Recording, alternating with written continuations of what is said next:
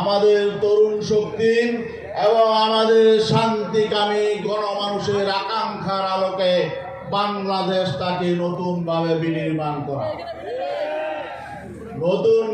বিনির্মাণ করতে হলে আমাদেরকে গোটা জাতিকে, যারা দেশপ্রেমিক, যারা শান্তিকামী, তাদের সবাইকে ভূমিকা পালন করতে হবে। আমরা একটি প্রবণতা লক্ষ্য করেছি, জুলাই বিপ্লবের দুটি পক্ষ শুধু ছিল, একটি ছিল ফ্যাসিবাদী আওয়ামী লীগের পক্ষে আর গোটা দেশ ছিল তাদের বিপক্ষে।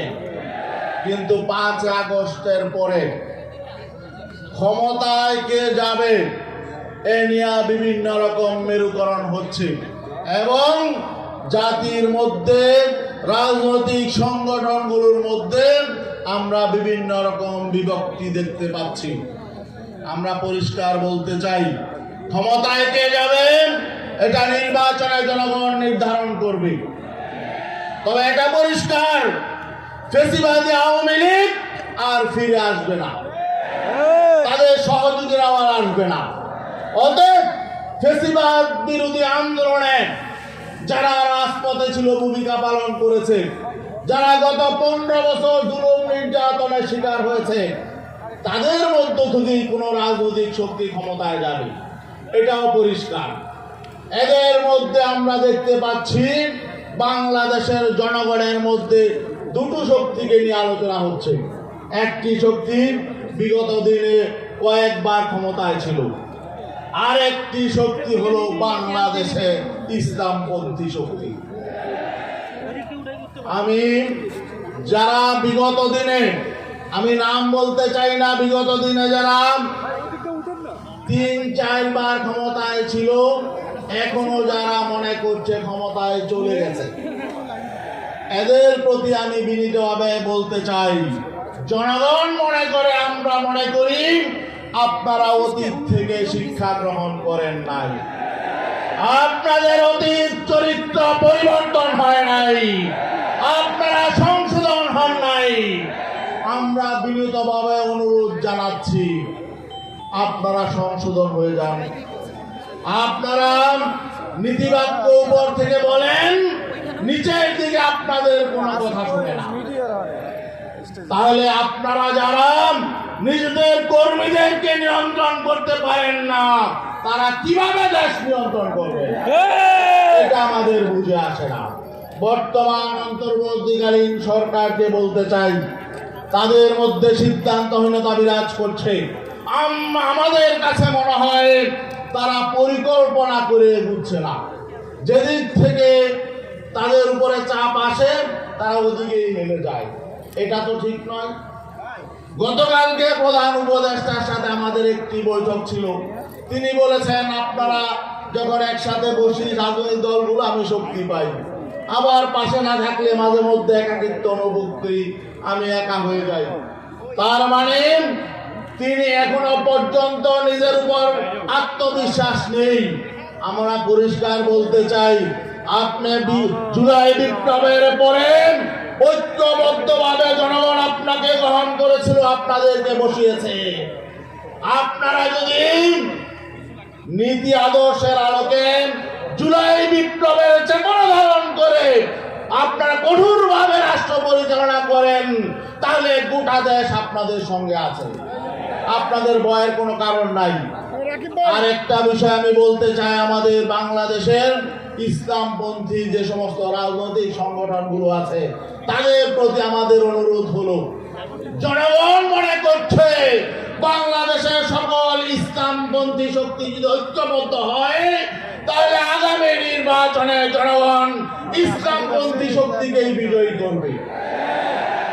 অতএব আপনারা জনগণকে হতাশ করবেন না, আপনারা কোন দুর্নীতিবাজের সহযোগী শক্তি হবেন না, কাউকে ক্ষমতায় যাওয়ার জন্য নিজেরা সিঁড়ি হিসাবে ব্যবহৃত হবেন না।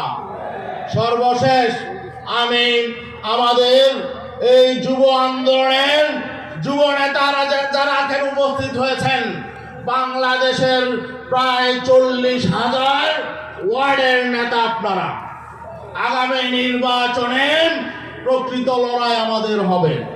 আপনারা কি সেই লড়াইয়ে বিজয়ী হতে চান?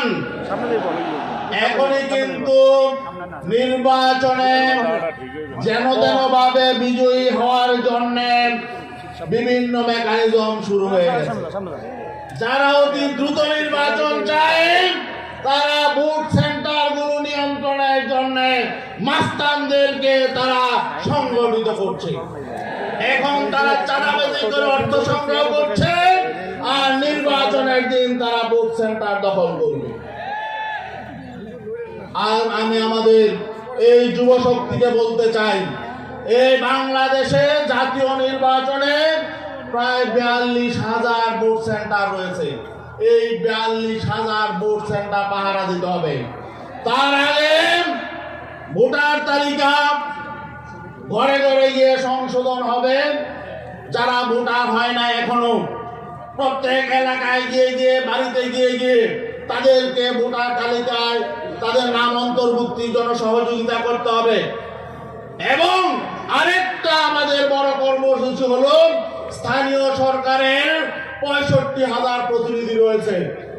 ইউনিয়নের ওয়ার্ড মেম্বার, ইউনিয়ন চেয়ারম্যান, উপজেলা চেয়ারম্যান, ভাইস চেয়ারম্যান এবং পৌরসভার কাউন্সিলর, মেয়র সহ প্রায় 65,000। আজকে এই সম্মেলন থেকে গিয়েই এই 65,000 প্রতিনিধি যুব আন্দোলনকে ঠিক করতে হবে। রাজি আছেন ইনশাআল্লাহ? আল্লাহ রাব্বুল আলামিন আমাদেরকে মানুষের আকাঙ্ক্ষা পূরণের জন্য এবং আল্লাহ রাব্বুল আলামিন তার জমিনকে যেভাবে দেখতে চায় সেভাবে সাজানোর জন্য, মানুষের অধিকার প্রতিষ্ঠার জন্য আমাদেরকে কবুল করুক। আরেকটি বিষয় শেষ করতে চাই, জুলাই বিপ্লবকে ইতিহাসে যাতে ধারণ করা হয় এজন্য ছাত্ররা একটি প্রোক্লেমেশন চাচ্ছে, কিন্তু অনেকে বিরোধিতা করছে, যারা কোনো আর সময় নাই। 5 মাস 6 মাস পরে ঘোষণাপত্রের সময় নাই, সময় আছে, সময় চলে যায় নাই। অবশ্যই এই সরকার, অন্তর্বর্তীকালীন সরকারকে এই জুলাই বিপ্লবের একটি ঘোষণাপত্র প্রকাশ করতে হবে। ছাত্রদের যাতে নিয়ে আর আন্দোলনে মাঠে নামতে না হয়, এটা আমাদের বার্তা। আশা করি কে চাইলো কে চাইলো না, যারা আন্দোলনের নেতৃত্ব দিয়েছে, যারা জীবন দিয়েছে, তারা এটা চায়। ওদের কে চাইলো কে চাইলো না দেখার বিষয় নয়, একটি ঘোষণাপত্র থাকতে হবে। আসসালামু আলাইকুম। সংগ্রামী সহযোদ্ধা বন্ধুগণ, পঞ্চম জাতীয় যুব কনভেনশনে এ পর্যায়ে বক্তব্য রাখছেন ইসলামী আন্দোলন বাংলাদেশের প্রেসিডিয়ামের অন্যতম সদস্য অধ্যাপক মাহবুবুর রহমান, জননেতা অধ্যাপক মাহবুবুর রহমান।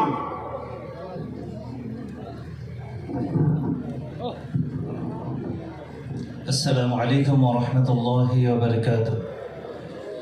ইসলামী যুব আন্দোলন বাংলাদেশ কর্তৃক আয়োজিত পঞ্চম জাতীয় কনভেনশনের মোহতারাম সভাপতি, প্রধান অতিথি, ইসলামী আন্দোলন বাংলাদেশের প্রাণপ্রিয় আমির হযরত শাহ হুজুর চরমনাই, ইসলামী আন্দোলন বাংলাদেশের কেন্দ্রীয় জাতীয় নেতৃবৃন্দ, যুব নেতৃবৃন্দ, সমাগত সুধীমণ্ডলী, বিস্তারিত আলোচনা হয়েছে জুলাই বিপ্লব আন্দোলনের ফ্যাসিস্ট যেই জায়গায় যে দাঁড়িয়েছে, সেই ফ্যাসিস্টদের কারণে, যাদের কারণে বাংলাদেশের কোটি কোটি টাকার সুযোগ সুবিধা দিয়েছে, সেই দেশটি হলো ইন্ডিয়া। এবং সেই ইন্ডিয়ার কারণেই বাংলাদেশের লাল সবুজের সে পতাকা পর্যন্ত পুড়িয়েছে। আমরা স্পষ্ট বলতে চাই, বাংলাদেশের 1 ইঞ্চি জায়গা বাংলাদেশের একটি মুসলমান বেঁচে থাকতে তোমাদেরকে দেবে না। অন্তর্বর্তীকালীন সরকারকে আহ্বান জানাতে চাই, এই 16 বছর ফ্যাসিস্ট ক্ষমতা থাকার মধ্যে প্রশাসনের বিভিন্ন স্তরে যাদেরকে ভারত থেকে কোটি কোটি টাকা খরচ করে প্রশিক্ষণ দিয়ে আসছে, তাদের তালিকা করা দরকার। কি শিখেছেন, এখন তারা কি ইমপ্লিমেন্ট করছে? প্রিয় ভাইরা আমার, আজকে বাংলাদেশের অবস্থান তৈরি হয়েছে, যেখান থেকে আসছে সেখানগুলো এই জন্য আহ্বান করতে চাই। আমরা আজকে যারা বের করতে চাই তাদের বিরুদ্ধে। তৃতীয়ত হচ্ছে পিআর সিস্টেম হওয়ার পরে এখন আবার সুযোগ আসছে, কেউ কেউ আবার বলে ক্ষমতায় যাই তারপর পিআর ব্যবস্থা করব। আমাদের আমির হযরত শাহুদুর রহমাতুল্লাহ আলাইহি বলেছিলেন, যেখানে ঠেকছো আবার সেখান থেকে শিক্ষা গ্রহণ হয়েছে। 18 সালে নির্বাচনে কথা দিয়েছিল আওয়ামী লীগ, কিন্তু দেখা যায় রাতের দিনের ভোট আগের দিন রাতেই শেষ করেছেন। আপনারা আমাদেরকে বুকার সমুদ্রে বাস করতে দেবেন না। পিয়ার আগে বাস্তবায়ন হবে, তারপরে নির্বাচন হবে। এই জন্য সর্বাত্ম পরিশেষে আহ্বান করতে চাই টেকনাফ থেকে তেঁতুলিয়া, রূপসা থেকে পাতুরিয়া যুবকদেরকে আগামী বাংলাদেশ বিনির্মাণের জন্য, ইসলামী রাজ কায়েমের জন্য পীর সাহেব হুজুর চরমনার নেতৃত্বে তোমরা হুজুরের সামনে থাকবে, তোমরা হুজুরের ডানে থাকবে, তোমরা হুজুরের পায়ে থাকবে, তোমরা আমিরের পিছনে থেকে জান দিবে, মাল দিবে, সময় দিবে, রক্ত দিতে কে প্রস্তুত আছো? আমাদেরকে তৌফিক দান করুন সুন্দর একটি পঞ্চম সম্মেলন করার জন্য। ইসলামী আন্দোলন বাংলাদেশের পক্ষ থেকে যুব নেতৃবৃন্দকে ধন্যবাদ জানিয়ে আমার কথা শেষ করছি। দেখা হবে রাজপথে, দেখা হবে আন্দোলনে মিছিলে। ওমা তৌফিক ইল্লা বিল্লাহ। সংগ্রামী সহযোদ্ধা